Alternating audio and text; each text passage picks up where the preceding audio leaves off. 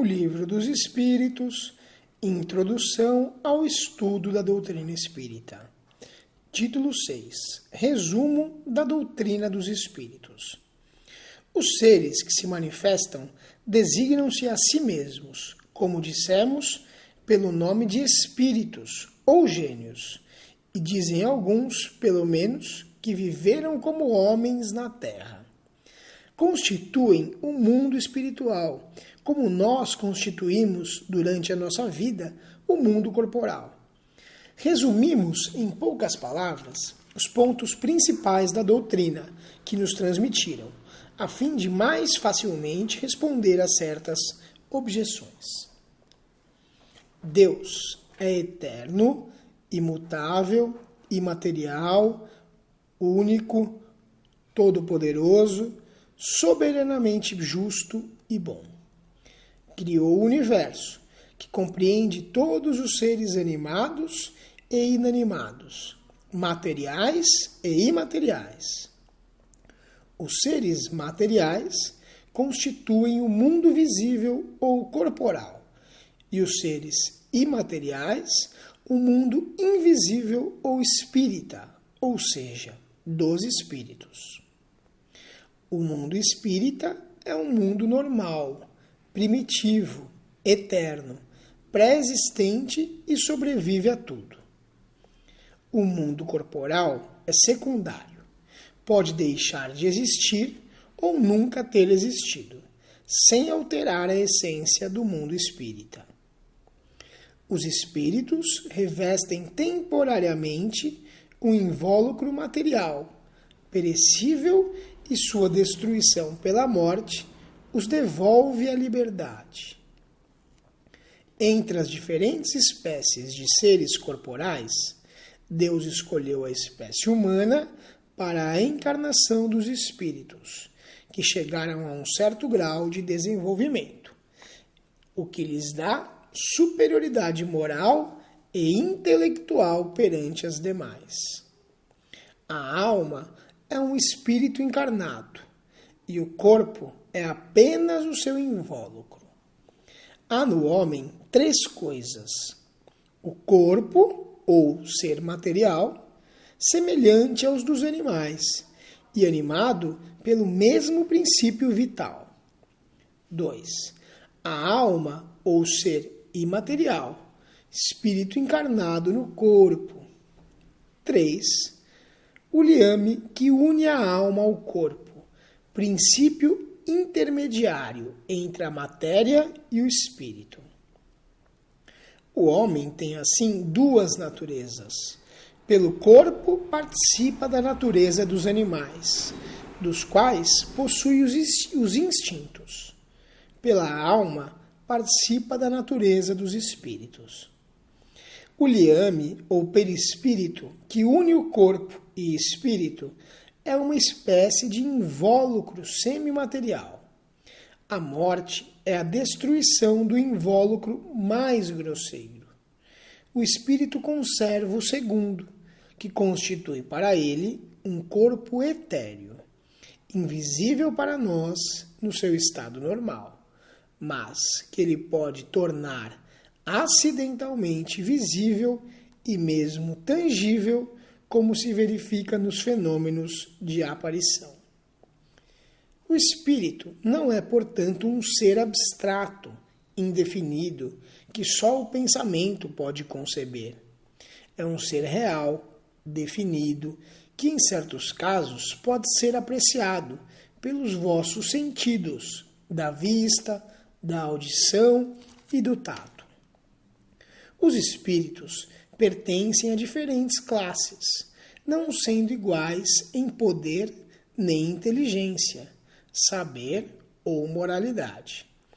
Os da primeira ordem são os espíritos superiores, que se distinguem pela perfeição, pelos conhecimentos e pela proximidade de Deus, a pureza dos sentimentos e o amor do bem.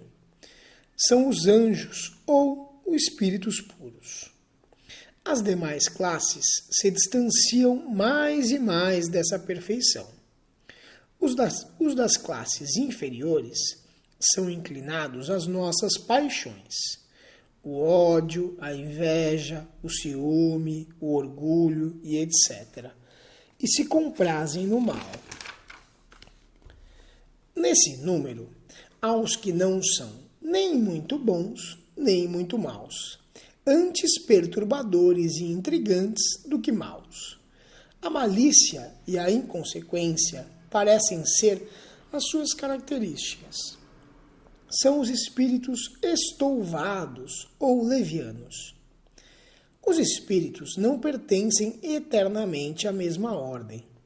Todos melhoram, passando pelos diferentes graus da hierarquia espírita. Esse melhoramento se verifica pela encarnação, que a uns é imposta como uma expiação e a outros como missão. A vida material é uma prova a que devem submeter-se repetidas vezes até atingirem a perfeição absoluta. É uma espécie de peneira ou depurador, de que eles saem mais ou menos purificados.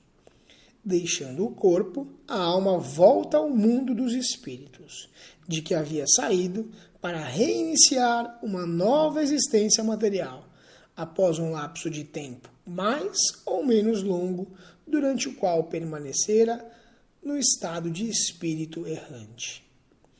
Devendo o espírito passar por muitas encarnações, conclui-se que todos nós tivemos muitas experiências e que teremos ainda outras mais ou menos aperfeiçoadas, seja na Terra ou em outros mundos.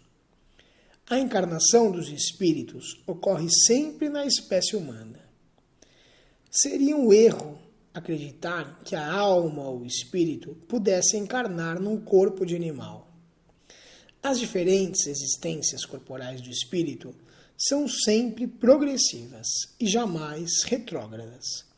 Mas a rapidez do progresso depende dos esforços que fazemos para chegar à perfeição. As qualidades da alma são as do espírito encarnado.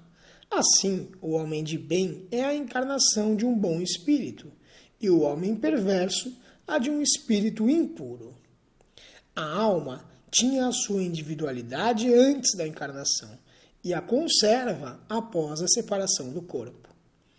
No seu regresso ao mundo dos espíritos, a alma reencontra todos os que conheceu na Terra, e todas as suas existências anteriores se delineiam na sua memória, como a recordação de todo o bem e todo o mal que tenha feito.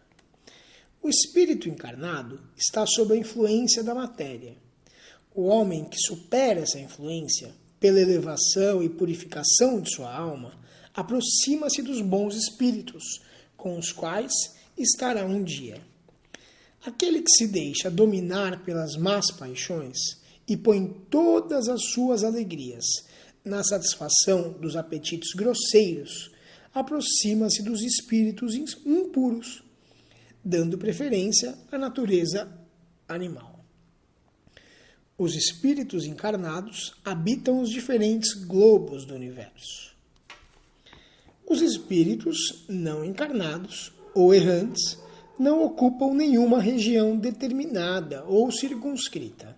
Estão por toda parte, no espaço e ao nosso lado, vendo-nos e acotovelando-nos sem cessar. É toda uma população invisível que se agita em nosso redor. Os espíritos exercem sobre o mundo moral e mesmo sobre o mundo físico uma ação incessante. Agem sobre a matéria e sobre o pensamento e constituem uma das forças da natureza, causa eficiente de uma multidão de fenômenos até agora inexplicados ou mal explicados, que não encontram solução racional. As relações dos espíritos com os homens são constantes. Os bons espíritos nos convidam ao bem, nos sustentam nas provas da vida e nos ajudam a suportá-las com coragem e resignação. Os maus nos convidam ao mal. É para eles um prazer ver-nos sucumbir e cair no seu estado. As comunicações ocultas verificam-se pela influência boa ou má que eles exercem sobre nós sem sabermos, cabendo ao nosso julgamento discernir as más e as boas inspirações. As comunicações ostensivas realizam-se por meio da escrita, da palavra ou de outras manifestações materiais, na maioria das vezes através dos médiuns que lhes servem de instrumentos. Os espíritos se manifestam espontaneamente ou pela evocação. Podemos invocar todos os espíritos, os que animaram homens obscuros e os dos personagens mais ilustres, qualquer que seja a época em que tenham vivido, os de nossos parentes, de nossos amigos ou inimigos, e deles obter, por comunicações escritas ou verbais, conselhos, informações sobre a situação em que se acham no espaço, seus pensamentos a nosso respeito, assim como as revelações que tenham a permissão de fazer-nos. Os espíritos são atraídos na razão de sua simpatia pela natureza moral do meio que os evoca.